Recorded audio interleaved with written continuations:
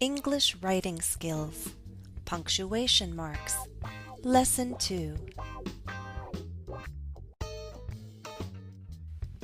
In this lesson, we'll talk about how a comma is used in complex sentences, in compound sentences, after introductory words or phrases, and to separate names of people you address.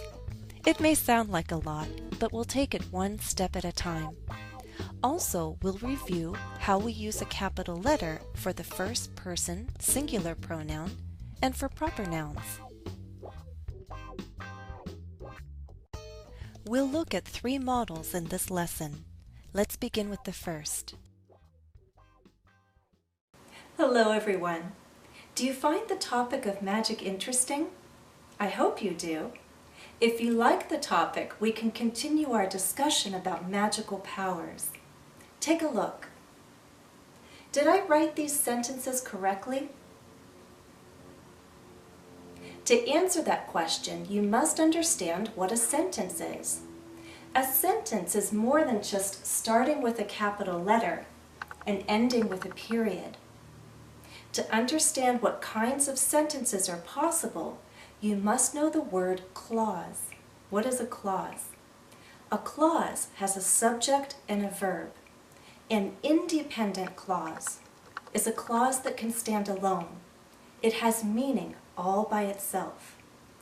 This is an example of an independent clause. Subject, verb.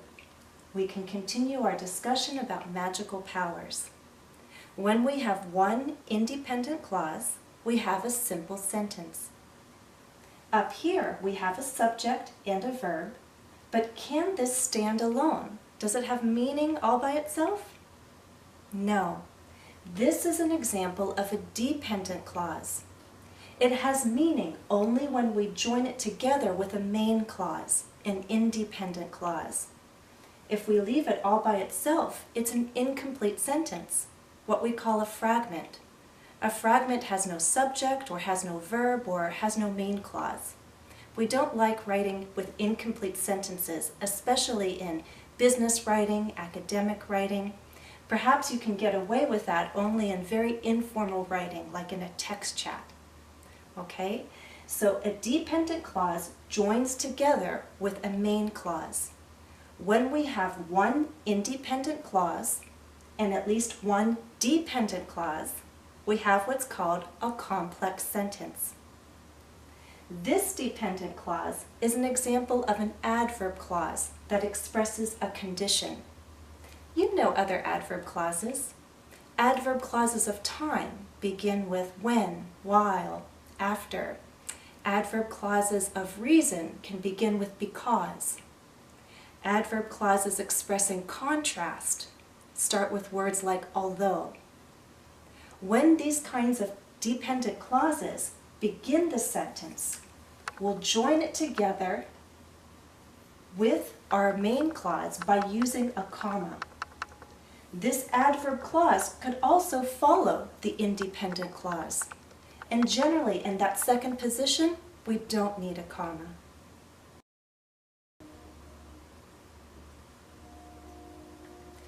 Now let's read this complex sentence with the correct punctuation. If you like the topic, we can continue our discussion about magical powers. What I'd like you to learn from the first model is how to avoid fragments, incomplete sentences. Look at the following fragments. How could we fix them? This one is missing a subject. We could say, we talked about magical powers. This one is missing a main clause. We could say, we'll talk more about magic because it's an interesting topic. This one is missing a verb. We could say, solutions to problems through magic are not possible, or could be possible. This last one, we're missing a main clause.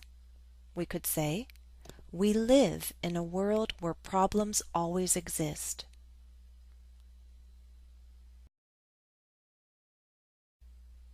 Practice. Exercise 1. Punctuate the sentences. 1.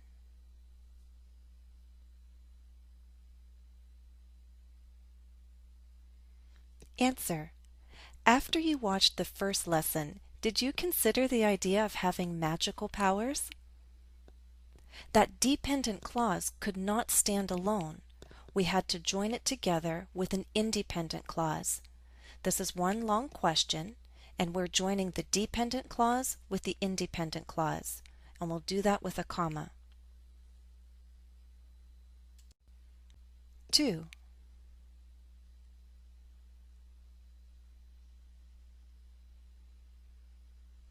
Answer. When you think about all the possible powers to wish for, which one seems the most practical to have? Here, we wrote one question, one long sentence correctly. However, we need the comma to separate that dependent clause from the independent clause, because the dependent clause comes first.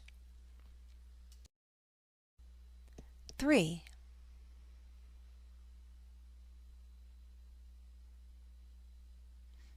Answer. It might be convenient to have a perfect memory, although not everything is worth remembering.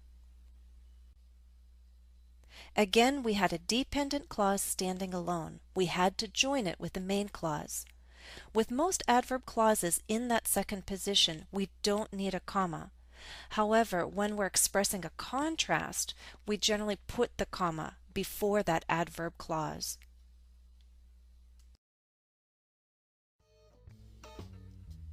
This is the end of part 1.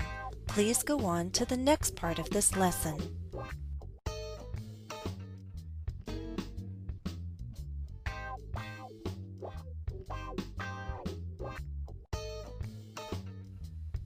Please visit my website today at www.englishwithjennifer.com.